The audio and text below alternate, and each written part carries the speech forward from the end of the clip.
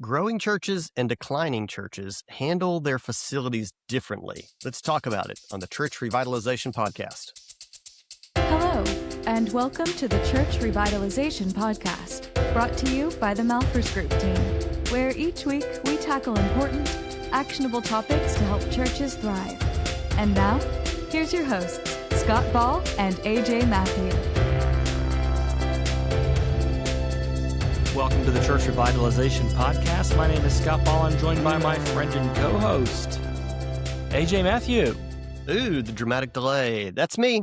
Who is it going to be? It's A.J. Mathieu. This week.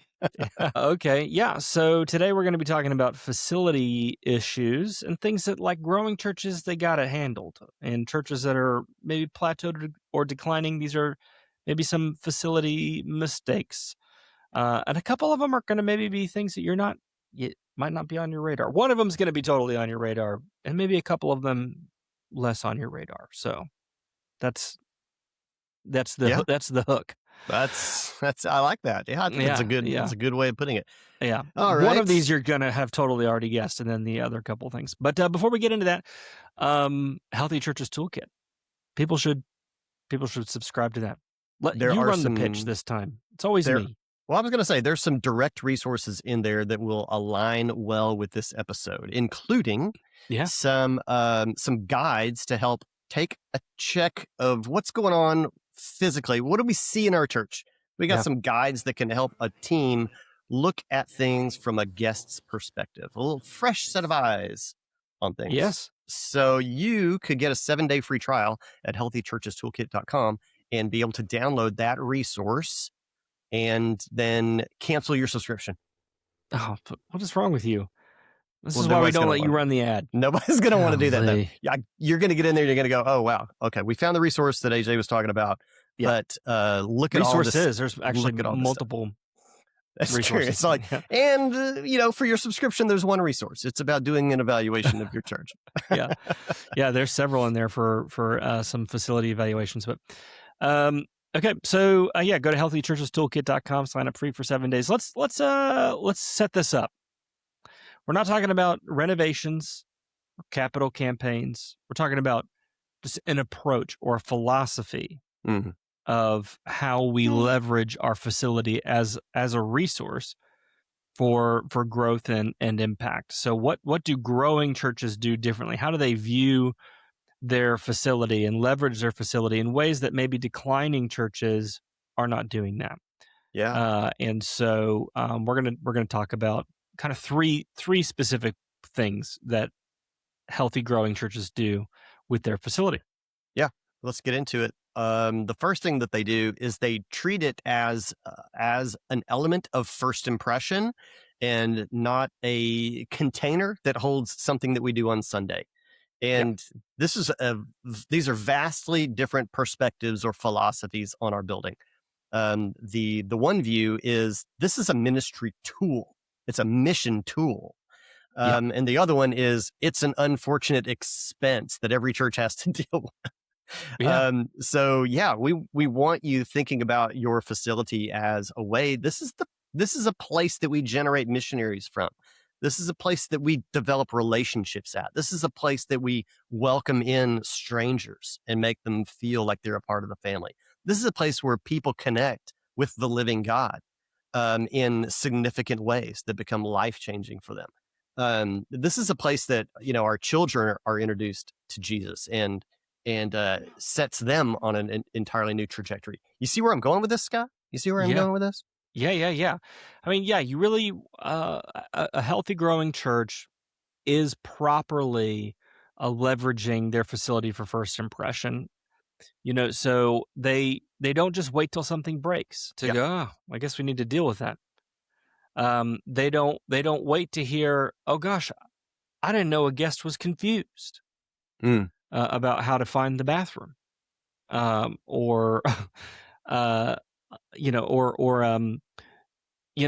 don't wait to figure out, oh man, people are not catching what's going on in our church or what their next best step is.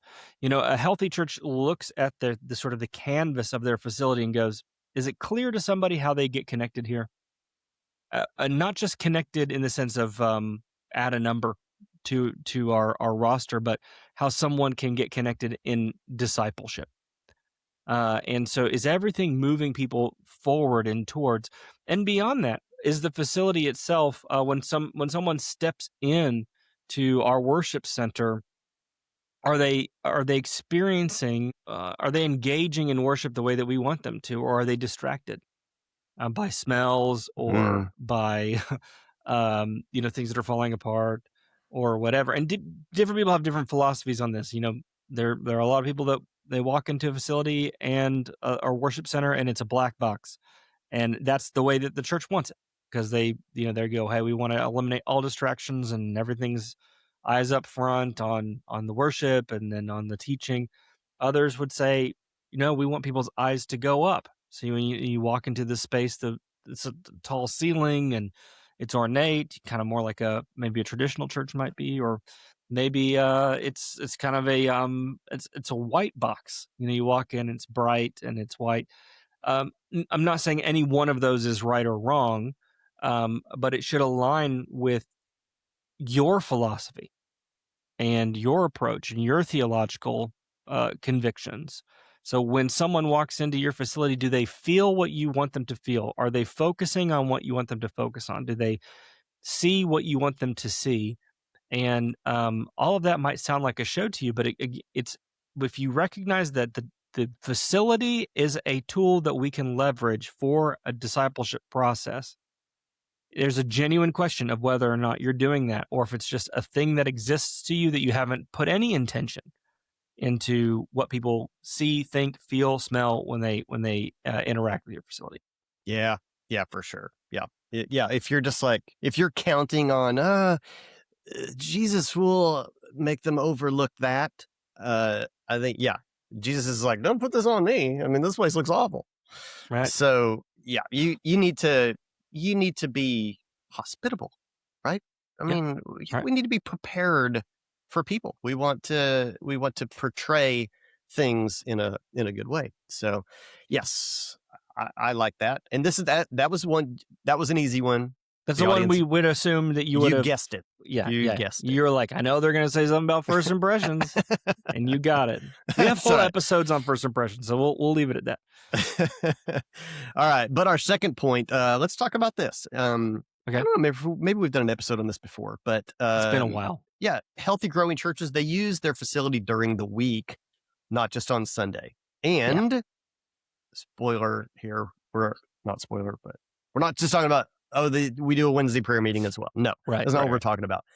In fact, ask this question. Think about this in a leadership context. Your leadership team is getting together and you're having some planning work, and you ask this question, or you say this: let's brainstorm ways that we could have people in our church every day of the week. Totally open-ended, and see what comes out of that. What kind of ideas get generated off of that? Spend, a half hour thinking about it. I think this is what growing churches do naturally.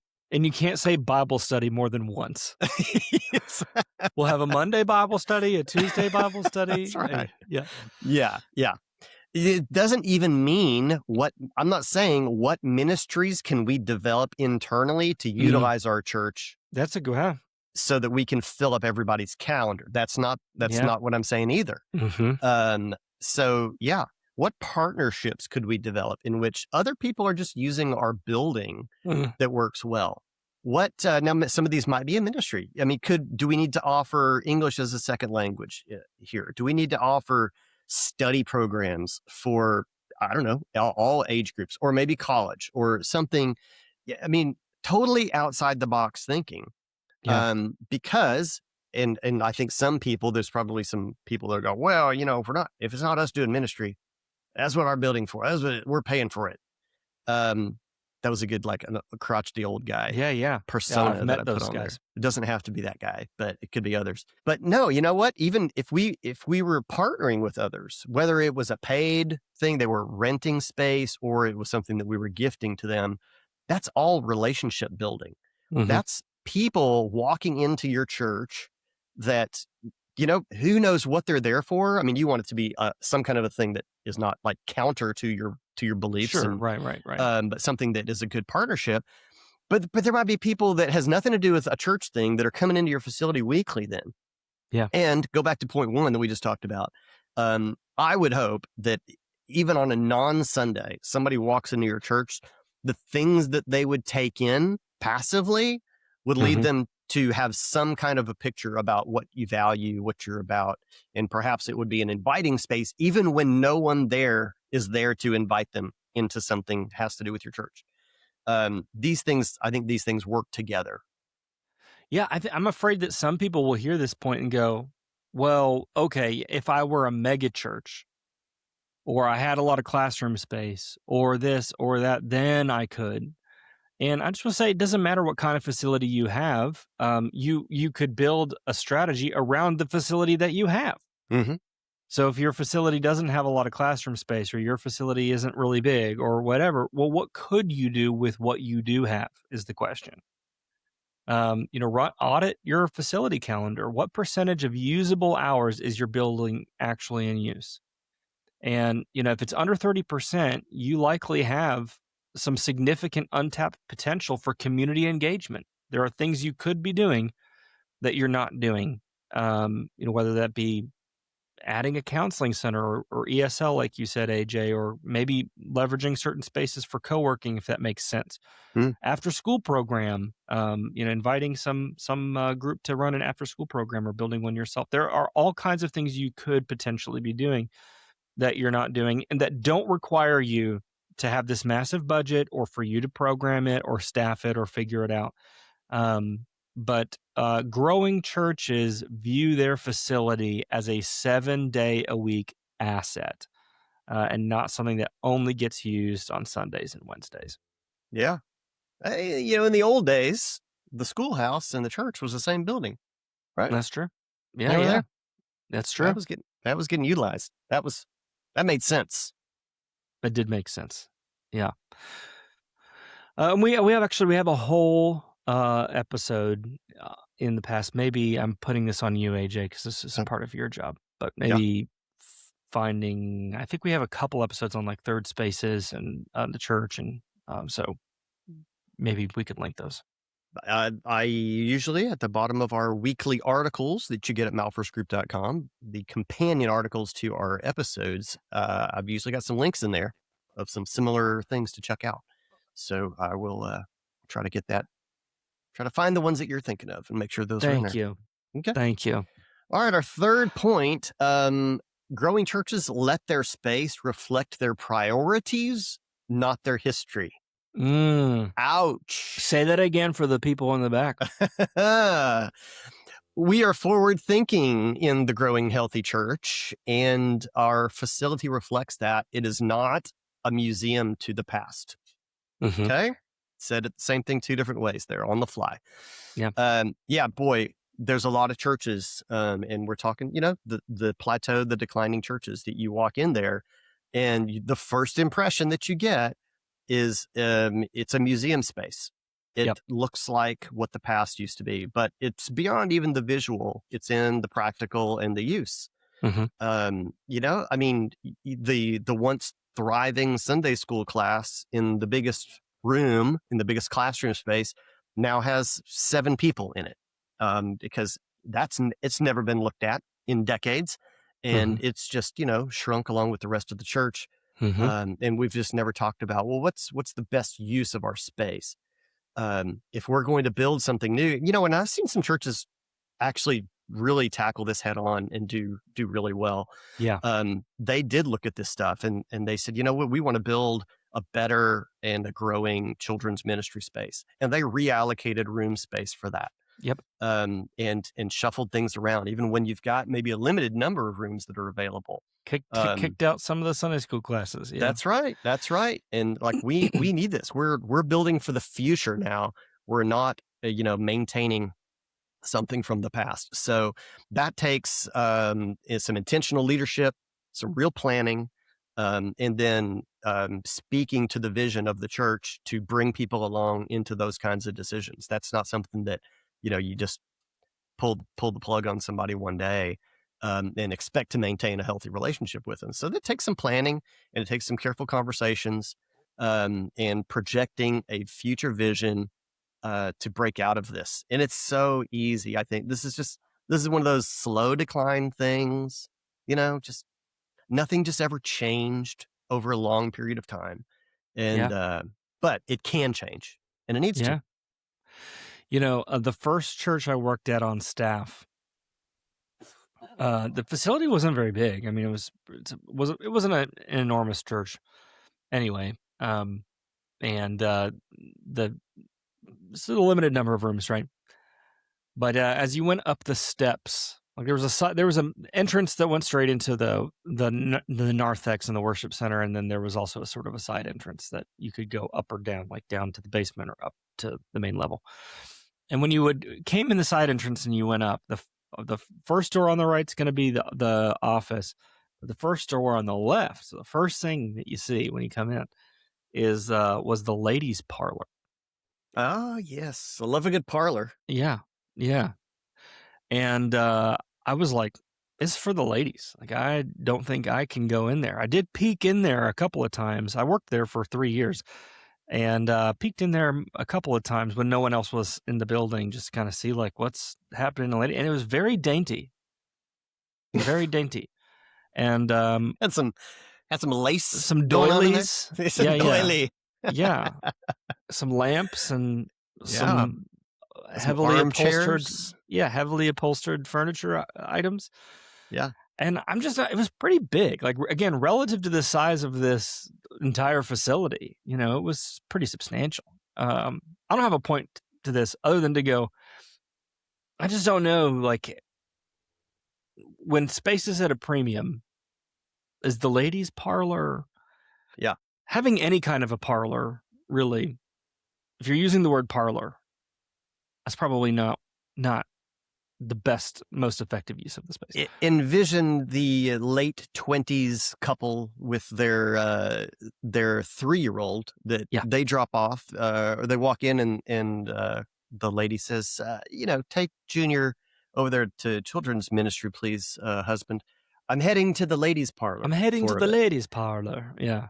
Probably. I think I maybe had a couple of meetings there. Now that I'm reflecting on it, I think I was invited to a few. It wasn't like a no men allowed situation. Just to be clear, it wasn't like a. just feel like that's worth saying, just so someone isn't listening. Going, when people weren't there, he snuck into the ladies' part. Like, it wasn't inappropriate. Like, there's usually French doors. It's usually glass French doors. So it's not a secret. Really you can see what's going on in the ladies' secret room. It's labeled the lady. This is kind of my whole point, though. It's like it requires a lot of explanation. Like, what is this? When my second son was born, and this is going to make it sound like I'm 100 and he's 80, but he's 18. Okay. But he was born in a small town in Central Texas, at a small hospital there. This is 2007. They had a father's waiting room. Oh. I was like, how far back does this go? I mean, it's like, that's like the parlor of hospitals. Yeah. I didn't look at it. Other people can't wait there also, just the fathers? Was there a cigar machine too? Like, hey. You're like, hey, my son's been born. I think that's hilarious. I don't know. We have to go back and visit and see, do they still have a father's waiting room, or do they allow them in for the delivery at this point? I mean, this would be, And you know what? This is another reflection too of like, is this the best use of physical space? Right? Where you go, okay, I'd imagine at a hospital, space is at a premium. Do we want to have a place that's called the father's waiting room? Like, or could this be better as an office or like some other kind of congregation space? I mean, there was a waiting room. There's a place. Oh, there was another waiting room. Like, there's a plain old waiting room, but then there was also a father's waiting room. And I just don't get it. I don't know. Maybe it was cigar smoking only in there. I don't know. Maybe so. So this is a good point. I mean, jokes aside, but I mean, go to audit your space. And in declining churches, room assignments are fossils. They are signposts to the past, and they reflect what the church valued 20 years ago. And I'm not suggesting that it's necessarily inherently wrong or evil to have the, Jim and Pam Smith Memorial Room. Maybe those people donated some cash and that helped to renovate the space. But I'm not categorically calling it evil or something, but these kinds of things maybe are unhelpful. I mean, I've walked into spaces that have etched in metal, like Maranatha class. Like, so, I mean, I guess no one else but the Maranatha class gets to meet in that room. Yeah, that's a good point. Even subtle things like that, like really permanent or things that were costly signs for a specific use only, one specific use. Yeah. Yes. Yeah. I mean, that can sometimes point to the values of the church. Right.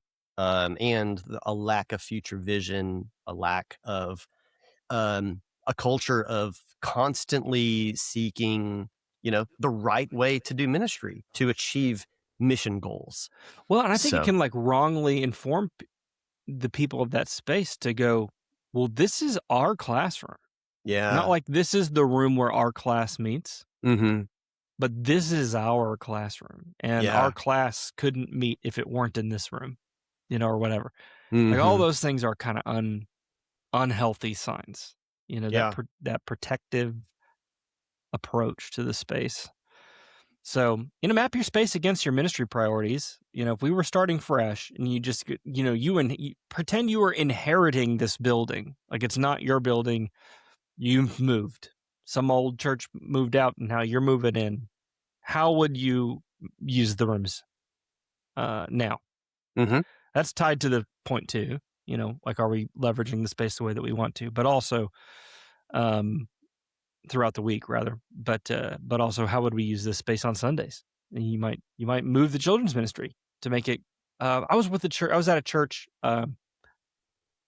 last year when I was like, oh my gosh, like if you wanted to get to children's ministry from where their contemporary worship service was meeting, someone would have to take you there. You could not find it.